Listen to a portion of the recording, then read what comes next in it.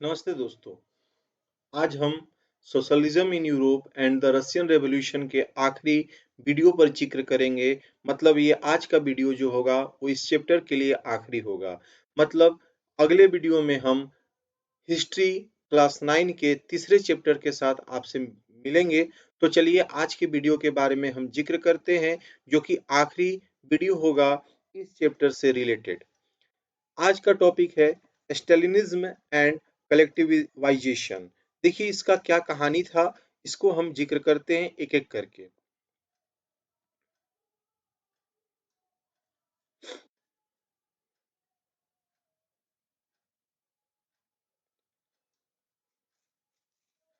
कहता है कि by 1927 1928 the town in Soviet Russia were facing an acute problem of grain supply.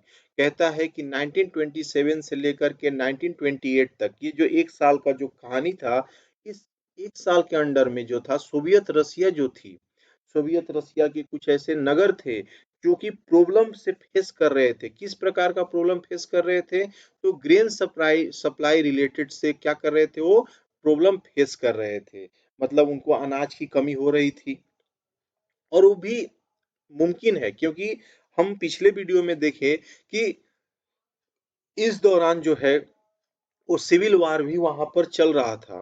तो obvious बात है, जब वार चल रहा है तो वहां पर ग्रेन सप्लाईज की प्रॉब्लम होगी ही होगी। The government fixed prices eight which grain must be sold, जिसके वजह से वहां की जो सरकार थी उन्होंने क्या किया, जो भी अनाज था उसके प्राइस को क्या कर दिया, फिक्स कर दिया। और उन्होंने बोल दिया सेलर को कि आपको इतने ही प्राइस में क्या करना है, अनाज को बेचने का काम करना है। But the peasants refuse to sell their grain to government buyers at this price. लेकिन जो पीजेंट्स थे, जो वहां के फार्मर्स थे, वो रिफ्यूज कर जाते हैं, वो मना कर देते हैं सरकार को कि नहीं, आपके बताए हुए आपके फिक्स्ड प्राइस पर अगर हम किसी भी ग्रेन को बेचते हैं तो हमें क्या होगी, लॉस होगी। तो देखिए यहाँ पर न सरकार गलत थी और न हमारे हिसाब से वहां के लोग गलत थे। लोग मतलब वहां के फार्मर्स गलत थे। सरकार को वहां के नागरिक दिख रहे थे और पीजेंट्स को अपना प्रॉफिट दिख रहा था। तो दोनों अपने अपने जगह पर क्या थे, सही थे। ठीक है। Stalin, who headed the party after the death of Lenin, introduced firm emergency measures। Lenin के डेथ के बाद वहां का उस पार्टी का हेड कौन बना, स्टालिन बना। कौन बना, स्टालिन। किस पार्टी का हेड, तो रशियन कम्युनिस्ट पार्टी का हेड बनता है स्टालिन। और वो इंट्रोड्यूस करता है इमरजेंसी मेजर। क्या इंट्रोड्यूस करता है, इमरजेंसी मेजर्स। तो क्या था उसमें, ही believe that rich peasants and trader in the countryside were holding stocks in the hope of higher prices। Stalin को ऐसा बिलीव था कि जो रिच पीजेंट्स और ट्रेडर्स हैं वो क्या करते हैं, होल्ड करके रखते हैं स्टॉक्स को। मतलब कि अनाज के स्टॉक्स को अपने घर में, अपने गोदामों में, अपने घरों दुकानों में उसको स्टॉक करके रखते हैं, ताकि जब प्राइस बढ़ेगा तो हम इसको क्या करेंगे, बेचने का काम करेंगे। Speculation had to stop and supplies confiscated. और इसके वजह से स्पेकुलेशन क्या किया गया, स्टॉप कर दिया गया और सप्लाईज को कॉन्फिस्केटेड करने का काम किया गया। यहाँ तक समझ में आ गया होगा। आगे बढ़ते हैं। As shortage continued, the decision was taken to collectivize farm। कहता है कि शॉर्टेज जो है वो ग्रेन्स का कंटिन्यू चलता गया। शॉर्टेज जो था ग्रेन्स का कंटिन्यू चलता गया, जिसके वजह से स्टालिन ने एक डिसीजन लिया कि हम फार्म्स को क्या करेंगे, कलेक्टिवाइज करेंगे। इसका मतलब क्या होता है, कहता है कि argue that grain shortage were partly due to the small size of holdings. To develop modern farm and run them along industrial lines with machinery, it was necessary to eliminate kulaks that away land from peasants and establish state control large farm. कहता है कि इन्होंने ऐसा कलेक्टिवाइज farm इसलिए बोला क्योंकि इन्होंने बोला कि हम मशीनरी, मॉडर्न मशीनरी को इस्तेमाल करेंगे।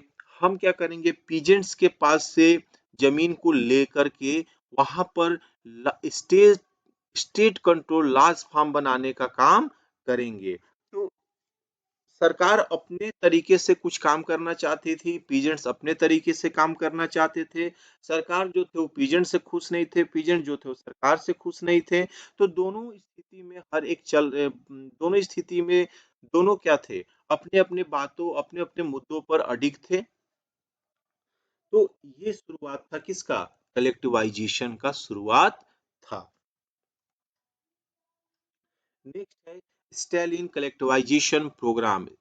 क्या क्या चला उसको हम लोग देखते हैं। तो कहता है कि from 1929 the party forced all peasants to cultivate in collective farms, that is kolkhoz. Collective farms में अगर कल्टीवेट किया जा रहा है तो उसको कोलखोज कहते हैं। ये देखिए एग्जाम में पूछा जा सकता है आपका एमसीक्यू में, ठीक है। तो कहता है कि 1929 से, फ्रॉम 1929, जितने भी द पार्टी फोर्स, जो स्टालिन की पार्टी थी वो फोर्स करती है सारे पीजेंट्स को कि एक ही कलेक्टिव फार्म में आप क्या कीजिए, कल्टीवेट करने का काम कीजिए। The bulk of land were transfer to the ownership of collective farm. बहुत ज्यादा जमीन एक ही बार ऑनरशिप पर, कलेक्टिव फार्म्स के ऑनरशिप पर क्या कर दिया गया, ट्रांसफर कर दिया जाता है। peasants worked on the land and the colchos profit was shared। कहता है कि peasants को उस जमीन पर काम करना होगा, ठीक है, और जो जितना जमीन देगा उस हिसाब से प्रॉफिट को क्या कर लेना है, बांट लेना है, ठीक है। peasants resisted the authorities and destroyed their livestock। peasants थे, ये अथॉरिटी को रेसिस्ट करते कि नहीं ऐसा हम नहीं कर सकते हैं, और वो अपने लाइव स्टॉक को क्या कर देते हैं, डिस्ट्रॉय कर देते हैं। जिसके वजह से होता है 1929 और 1931 के बीच में the number of cattle fell by 1/3। Number of cattle क्या हो जाते हैं, 1/3 से फेल कर जाते हैं। Those who resisted collectivization were severely punished. Many were deported and exiled। कहता है कि जो कलेक्टिवाइजेशन को रेसिस्ट किए थे, मना कर दिए थे, उनको पनिशमेंट दिया जाता है। यहाँ तक कि उनको एग्जाइल्ड भी कर दिया जाता है, उनको मार भी दिया जाता है। In fact the bad harvest of 1930-1933 led to one of most devastating famine in Soviet history where when over 4 million died।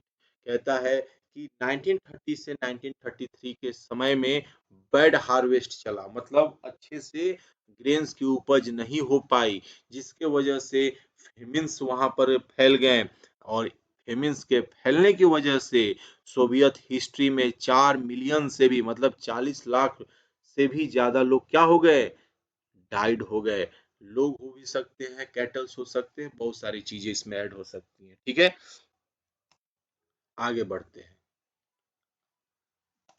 इस चैप्टर की लास्ट टॉपिक है the global influence of the Russian revolution and the USSR. क्या था समझते हैं। कहता है the possibility of workers state fired peoples imagination across the world. जो workers, the possibility of workers state fired people's imagination across the world. In many countries communist party were formed like the communist party of Great Britain। अब क्या हो गया कि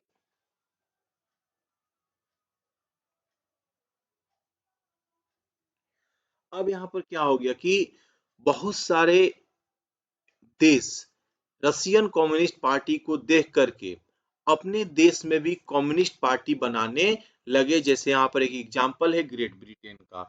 many non Russian from outside the USSR participated in the Conference of the People of the East 1920 and the Bolshevik Foundation Comintern, an international union of pro-Bolshevik Socialist Party। कहता है कि जो many non Russian थे, जो outside थे USSR के, वो भी पार्टिसिपेट करते हैं बहुत सारे चीजों में, बहुत सारे कॉन्फ्रेंस में। जहां पर दो कॉन्फ्रेंस का नाम है, एक ईस्ट और एक है बोल्शेविक फाउंडेड कमिशन का, ठीक है।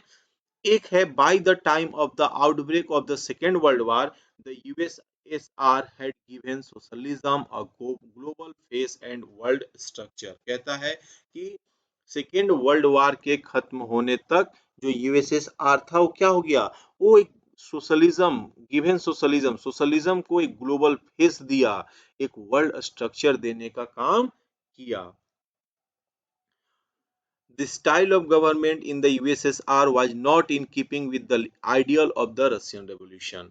Its industries and agriculture had developed and the poor were being fed. यहाँ पर इंडस्ट्रीज और एग्रीकल्चर को क्या कर दिया गया, डेवलप किया गया, जिसके वजह से पुअर जो थे, जो गरीब थे, वो अपना क्या कर सके, पेट भर सके. But it had denied the essential freedom to its citizen and carried out a developmental project through repressive policy. लेकिन एक चीज यहाँ पर सिटीजन्स को उनका एसेंशियल फ्रीडम से क्या कर दिया गया, डिनाई कर दिया गया, नहीं दिया गया. और डेवलपमेंट करने के लिए, डेवलपमेंटल प्रोजेक्ट चलाने के लिए रिप्रेसिव पॉलिसीज बनाया गया. By the end of 20th century, 20वीं शताब्दी के खत्म होते होते, the international reputation of the USSR as a socialist country had declined. और जिस तरह से लेनिन ने शुरू किया था सोशलिस्ट को लेकर के, वैसे स्टालिन ने खत्म नहीं किया, वैसे स्टालिन ने खत्म नहीं किया. और धीरे धीरे सोशलिस्ट जो था वो डिक्लाइन होने लगा. कहां पर, तो यूएसएसआर में. यहां तक समझ में आ गया. चलिए, तो आज हमारा यहीं पर खत्म होता है ये chapter. The name of this chapter is what, the socialism in Europe and the Russian revolution. तो यहाँ पर आप देख रहे होंगे एक पिक्चर जिसका नाम है एडोल्फ हिटलर. ठीक है, ये coming soon means from the next day we are going to start a chapter, a new chapter, the third chapter of the class 9 history, that is the Nazism and the rise of Hitler. Very interesting chapter. जितना अभी हम लोग French revolution पढ़े, Russian revolution पढ़े, उससे ज्यादा मजा आने वाला है इस चैप्टर में. तो बने रहिएगा हमारे साथ. अगले वीडियो में फिर से हम मिलेंगे अगले अध्याय के साथ. तो चलिए मिलते हैं. जय हिंद, जय भारत.